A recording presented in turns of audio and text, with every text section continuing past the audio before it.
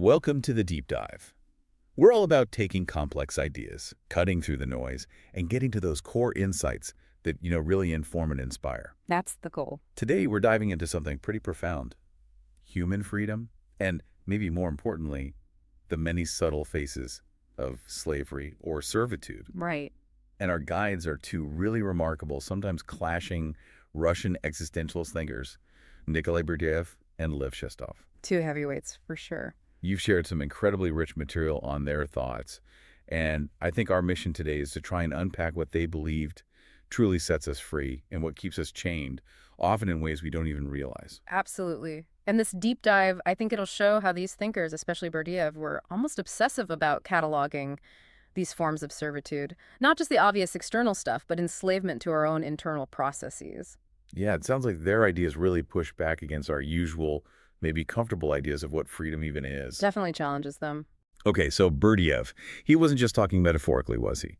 He saw these deep, insidious forms of human bondage. Exactly, not just metaphors. So when he says humanity is in a state of servitude, what's the core idea? And what are some examples that might surprise us? Well, he argued that humanity is in servitude, and often we don't even see it. Sometimes, he thought, we even grow to love our chains. Wow. Yeah. And he listed so many forms, slavery to nature, obviously, but also to society, the state, civilization's standards and conventions. Okay, those make some sense. But then also to myths and symbols, to objectified realities, treating concepts as concrete things that rule us, even to sex or aestheticism. Aestheticism, like beauty. Yeah, the pursuit of beauty becoming its own form of tyranny. Right. Or just plain fear. But his really powerful point was that the primary evil isn't even exploitation like we usually think of it. No, he said the primary evil is the power of man over man. Exploitation is just a consequence of that. And fundamentally, he believed our deepest slavery is to himself, to our own ego, our self-centeredness, and what he called self-externalization. Self-externalizations. Yeah.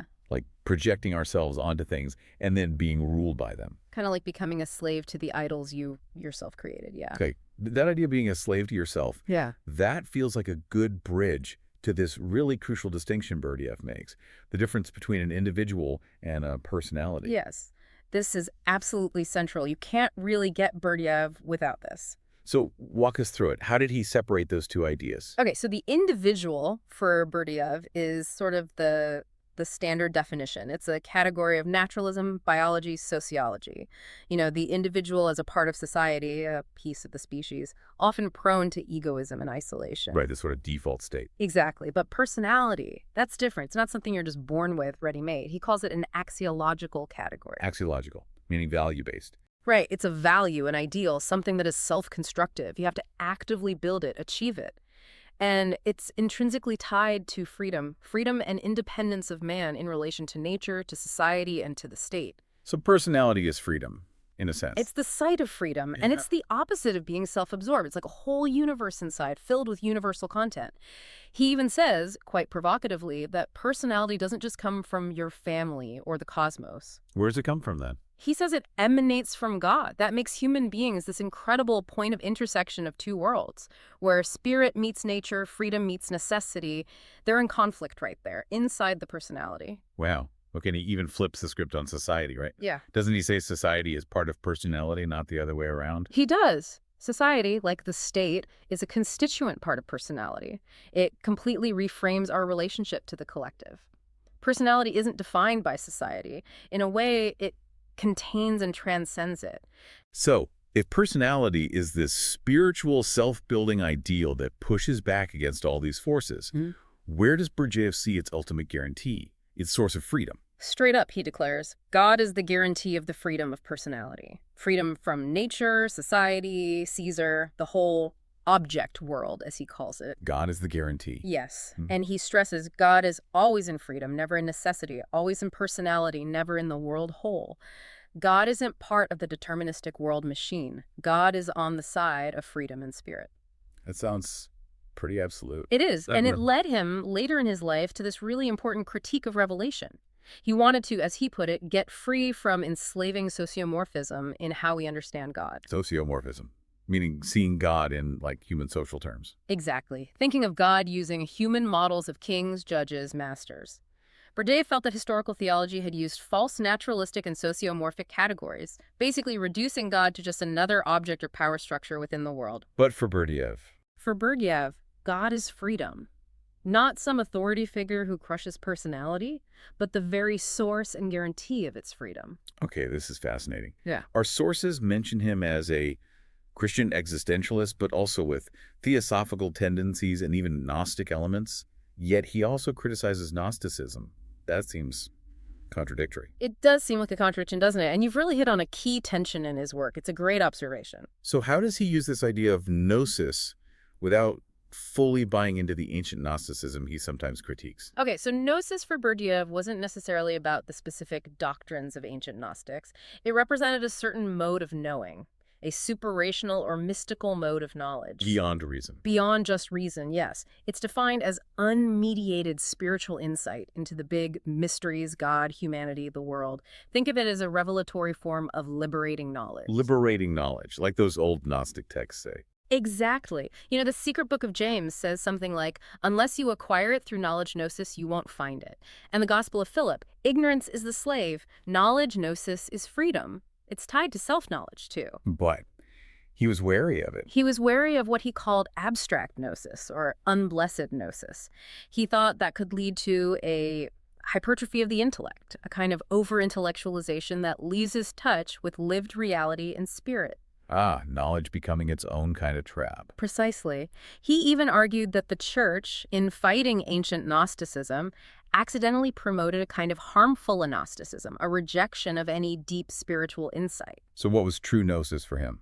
He believed the full and definitive gnosis is being by itself, the actual concrete fullness of existence. You don't get it just through abstract thought, you get it through the fullness of life. So for him, real spiritual knowing is this transformative process. It frees you from being enslaved to flawed conditions, maybe even, he suggests, helps you see beyond the material world altogether. Wow. Okay, that's a really nuanced take on knowledge. Now let's pivot. Let's bring in Lev Shestov, also Russian, also existentialist, but described as an anti-philosophy guy. That sounds intense. Oh, it is. Shestov is intense. A very different flavor from Berdyayev, though they knew each other. So how does his critique of reason stack up against Berdyayev's ideas about gnosis? Does it complement it, or just go way off in another direction? It's more like it takes a sledgehammer to the whole foundation Berdyayev is still, in some ways, working with. Shestov launched this absolutely fierce attack on rationalism, positivism, basically any philosophy that relies on reason to find ultimate truth. Why? What was his beef with reason? He argued that reason and metaphysics are just, incapable of conclusively establishing truth about ultimate problems. Things like God, existence, meaning reason can't get you there, he thought. So what can get you there? Well, his famous cry was, everything is possible, which sounds like nihilism, right? Yeah, kind of does. But for Shestov, it wasn't nihilism. It was about shaking free of the human psyche from old bonds.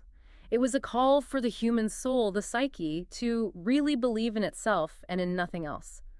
It's a radical challenge to any idea of limited and limiting truths. Limiting truths, like scientific laws. Yeah. Or logic. Exactly. He took this incredibly radical stance. He argued that science and knowledge were born of necessity, born from the constraints of the world, and that this very birth of knowledge was a violation of man. A violation. That's strong. It is. He believed that the so-called eternal truths, you know, the bedrock principles like the law of non-contradiction, A, cannot be not, A, these things actually paralyze human will. They bind us. His big book, Athens and Jerusalem, is all about this clash between Greek reason, Athens, and faith-based revelation, Jerusalem. And he sides with Jerusalem. Absolutely. He advocates for pretty much rejecting reason and philosophy as the path to freedom. Okay, his interpretation of the Garden of Eden story sounds like it fits right into this. It's really provocative. It really is. It turns the whole thing on its head. So how does he read the serpent, the temptation, the tree of knowledge, in light of this attack on reason? Well, first off, for Shestov, the serpent didn't deceive Adam and Eve. Wait, what? The serpent told the truth. In a sense. Shestov saw the fruit of the tree of the knowledge of good and evil as being synonymous with reason itself, rational thought. That, for him, was the principle of philosophy for all time, offered by the serpent. Okay. So what was Adam's state before eating the fruit? Before the fall, Shestov says, Adam participated in the divine omnipotence. His freedom was immense. Freedom consists in the force and power not to admit evil into the world. He had God's power, essentially. And then he eats the fruit of reason. And according to Shestov, when man obeyed the serpent and tasted that fruit, his mind fell asleep. He gained knowledge, yes, but he lost the most precious of God's gifts, freedom. So knowledge, rational knowledge, was the fall. It was the source of our enslavement. That's exactly his argument. It's a complete inversion of the usual story where knowledge is power or liberation. For Shestov, it was the original trap. He explicitly contrasts the light of reason with the darkness of faith, arguing that faith, this leap beyond reason, is the only path back to real freedom. Man, these are some deep, challenging ideas about our inner lives. Yeah. But how did they translate when these thinkers look outwards at society and politics? Berdyayev especially seems to have had some unique takes on things like revolution. Yeah, Berdyayev lived through the Russian Revolution, so he had strong feelings. He saw revolution as a kind of inevitable reaction, something that bursts out when things can no longer be endured. So necessary sometimes. He'd concede it might be necessary, maybe even just in a specific context. But he crucially argued it is always sinful. Sinful, why? Because it operates through force, violence, objectification, the very things personality resists. He saw the sovereignty of revolution as just another false claim to absolute power, no better than the sovereignty of a king or the state. And he wasn't a fan of collectivism either, I gather. Not at all. He fiercely criticized collectivism. He saw it as a false idea of abstract unity and totalitarianism that inevitably leads to the slavery of man. He insisted that society is always partial. It never encompasses the whole person. That idea of society as some kind of organic whole, an illusion of objectivization for him. So what's the alternative to coercive collectives or revolutions? For real freedom, he pushed for cooperation and love of the various elements, something like a spiritual federalism, based on free association and respect for personality, not forced unity. Okay, and then there's this really striking idea, the eternal bourgeois. What on earth did he mean by that? It sounds almost fatalistic. It does, but it's not quite about economics for him. He saw the bourgeois not just as a social class, but as a psychological and ethical category, a spirit, a mindset. A mindset. Yeah, one that he believed would remain to the end of time, just changing its outer form across different social systems. The core of the bourgeois spirit, he said, is that it's impersonal. It's focused on security, conformity, material gain, external validation. So anyone could be bourgeois, in his view. Not just middle-class capitalists. Exactly. Aristocrats could be bourgeois. Proletarians could become bourgeois. It's about being enslaved internally. He says the bourgeois is a slave of his property and of his money, a slave of the will to enrichment, a slave of bourgeois public opinion, a slave of social position. It's that internal servitude again, driven by external things. Wow.